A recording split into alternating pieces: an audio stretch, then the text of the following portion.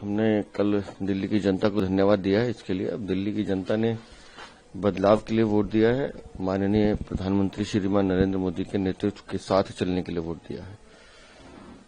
तो अब जो हमारे संकल्प पत्र में है उनको पूरा करने के लिए अब काम शुरू करेंगे। और कल माननीय प्रधानमंत्री जी ने भी कहा है कि हम सबको अब दिल्ली को विकसित राजधानी बनाने के लिए काम करना है, तो उस दिशा में काम करना है। सर, आपको क्या लगता है कांग्रेस ने आम आदमी पार्टी की वोट पे डेंट किया है? हम इसे डेंट नहीं मानते। दोनों पार्टी अपने अपने वर्चस्व की लड़ाई लड़ रही हैं और राजनीतिक क्षेत्र में हर पार्टी को अधिकार है चुनाव लड़ने का। अब अगर ऐसे देखा जाए तो आम आदमी पार्टी ही कांग्रेस के सारे वोट लेकर पार्टी बनी थी, तो अब ये उनको तय करना है कि उनको कैसे अपने पैरों पर खड़ा होना है, लेकिन हम तो दोनों पार्टी को शुभकामनाएं दे सकते हैं। तो इंडिया अलायंस का क्या फ्यूचर है, क्या लगता है वो, क्योंकि आप कांग्रेस इधर लड़ रही है? नहीं, इंडिया अलायंस नाम की कोई चीज बची नहीं है जी। ये हर जगह इनके झगड़े हैं और ये सब लोग स्वार्थवादी लोग हैं जो भ्रष्टाचार में आकंठ डूबे हुए लोग अपनी अपनी सुविधाओं के हिसाब से ये हाथ मिलाते हैं और हाथ झटक लेते हैं। अब ये गठबंधन ऐसा गठबंधन नहीं है, ये अलग अलग राज्यों के हिसाब से चुनाव लड़ता है। तो मुझे लगता है ये मौकाप्रस्त लोग हैं, इन पर बहुत ज्यादा चिंता नहीं करनी चाहिए। सर, स्वाति मालीवाल ने कल अतिशी जी की कल वीडियो शेयर करी जो सेलिब्रेशन के थे, उसको शेमलेस बताया, क्या कहना है इसका?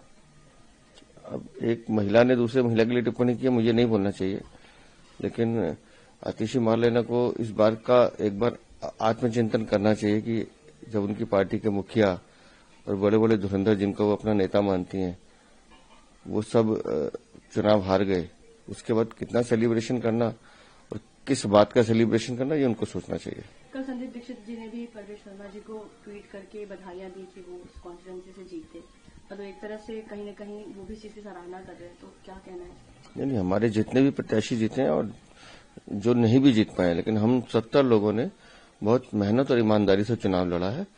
और निस्संदेह राजनीति में इतना शिष्टाचार होना चाहिए, कोई हारे या कोई जीते, लेकिन आपस में कम्युनिकेशन बंद नहीं होना चाहिए। और क्योंकि सबका लक्ष्य एक ही होना चाहिए कि हम कैसे सोसाइटी और दिल्ली की सेवा कर सकते हैं। सर, लगातार जब भी ऑपोजिशन हारी है और जो सत्ता जीती है उस पर हमेशा ये सवाल उठा है ईवीएम को, बट कल अभी फिलहाल ऐसी कोई बात नहीं आई है, आम आदमी पार्टी की तरफ से कोई ऐसी पीसी नहीं की गई है, सबने स्वीकार करी है, इसमें क्या कहना है? मुझे लगता है सदमे से आने में टाइम लगेगा, एक आध दिन में वो शोर मचाएंगे, उनका स्वभाव है। प्रधानमंत्री जी ने शाम को बीजेपी मुख्यालय में जो लोगों को एड्रेस किया आप सभी के सामने, और उन्होंने ये बात कही कि जो सीएजी की जो रिपोर्ट है वो दिल्ली असेंबली से पहले होगा। ये हम अपनी चुनावी रैली में भी कह चुके थे कि जैसे ही पहली कैबिनेट की बैठक होगी 14 सीएजी की जो रिपोर्ट है वो विधानसभा पटल पर रखी जाएंगी और जितने भी घोटाले हुए हैं उन घोटालों की जांच के लिए एसआईटी का गठन भी किया जाएगा। सर, गवर्नमेंट कब तक फॉर्म होगी, विधायक दल की मीटिंग और सीएम फेस किसको हम मान सकते हैं? अब ये निर्णय तो